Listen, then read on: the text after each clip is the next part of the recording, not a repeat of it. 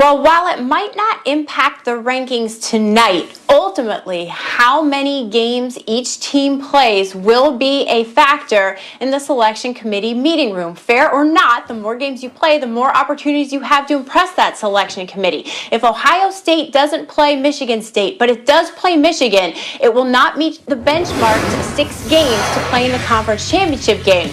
But they can still play that weekend. Everybody in the Big Ten is playing on Champions Weekend, December 18th, 19th. If they're matched up against a decent opponent and they finish 6-0, they can still be in the conversation, but they would be missing a tiebreaker, and that is a conference title. That's 1 point that's used in that committee meeting room to help determine between comparable teams. You mentioned that decent opponent. Could be even Wisconsin, a team that we were talking in the conversation of meeting Ohio State before that they went down to Northwestern. Now, beyond the top 4, what else are you looking forward to learning from the committee tonight specifically?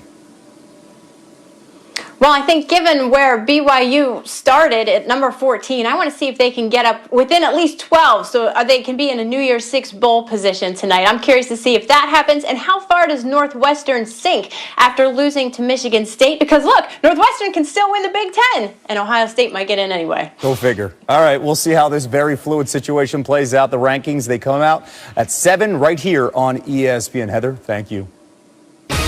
Still to come on SportsCenter, tracking tonight's NFL headliners, featuring the Ravens and Steelers' final steps towards Wednesday afternoon's kickoff, and the Monday night fallout on the future of Carson Wentz and the Eagles. New comments ahead. Plus, it's early in the season. Everybody breathe. It is very early. But we get to enjoy college hoops, right? Finally. That's a great thing, and plenty ahead as we get you ready for the second release of the college football playoff rankings in less than an hour. But first... Yeah, believe it or not, we're just 51 days since the end of the NBA Finals. Training camps officially open today with several storylines to keep an eye on. Let's start in the Big Apple. The Brooklyn Nets, who you may have heard, they have a new head coach by the name of Steve Nash, the former 2-time MVP, who has never coached at any level officially in the NBA, but he did hire his former coach in Phoenix, Mike D'Antoni, as one of his assistants. On Steve's roster, star point guard Kyrie Irving, who only played 20 games last year in his first season in Brooklyn, averaging over 27 points, 5 boards, 6 assists per game. Kyrie's last game, though, was back in February, but he's ready to go after shoulder surgery last season. And how about his running mate, Kevin Durant, who hasn't played since tearing his Achilles in Game 5 of the 2019 Finals with the Warriors. Exactly 540 days later, KD spoke today about recovering from that debilitating injury. Yeah, it was definitely new. I never experienced that injury before. Not even strained, anything close to that. But learning how to walk again, not walking and getting assistance in everything that you do for the first 3 or 4 months was tough. I've been through surgeries and injuries before, but the longest recovery I had was 3 months. But the first phase of the Achilles was 3 months long, and you couldn't walk or run. You had to use a scooter. So I think those milestones of reaching, like learn how to walk, learn how to run, jump again, and getting used to certain movements again. I think that's underestimated. People don't realize that. You've already been asked about James Harden a little bit here, but I mean the reports are pretty wide that you two talked while you were working out in LA, and apparently he expressed interest in wanting to join you. Do you relay that James wants to play with the Nets to Sean as soon as you hear something like that? I don't know where you're making these stories up that me and James talk about any of this that'll work out. Like, I don't know where that came from. And James is a friend of mine, but I let the front office handle all of that stuff. I heard all the noise, and I heard that, James potentially wanted to come to the Nets, but anybody can make up stories. I never thought too much about it. Just focused on myself, and my teammates probably did the same thing, and, we just move forward. Are you 100% right now, or are you limited at all in practice, or are you physically going 100%? Oh yeah, every drill that I've done, I've been going as hard as I could. I mean 100%. I've been in the league for 14 years. Even if I didn't have an Achilles, I probably wouldn't be 100%. So it's the wear and tear over time, I guess. But I feel solid.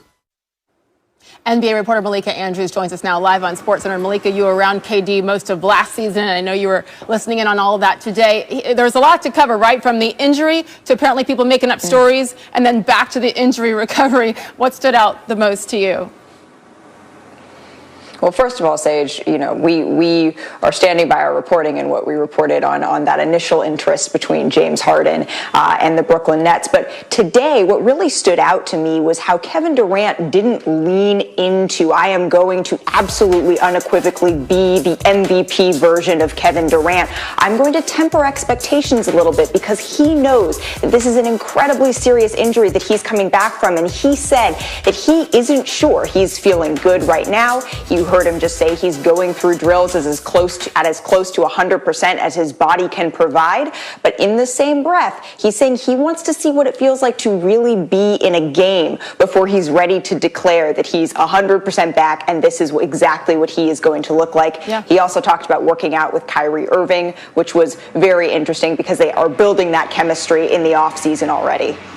Yeah, and that's a great segue to our next question here, Malika, because we did hear from Steve Nash today specifically about that KD-Kyrie relationship. And it's one to keep an eye on, obviously, so much potential, but two very unique, strong personalities. What does new head coach Steve Nash say about trying to get these two, to be their best? And, of course, he has that history with KD in Golden State. Absolutely. Well, Sage, first of all, what's most important that he said is he would be surprised to see both Kevin Durant and Kyrie Irving play in all 72 games this season. With Kevin in particular, he said that we may, to some degree, have to save him from himself a little bit here because he wants to play at the highest level. It's a serious injury that he's coming back from. He didn't say specifically how many games. There would be some form of load management there, but it would be surprising to him to see them out there for all 72.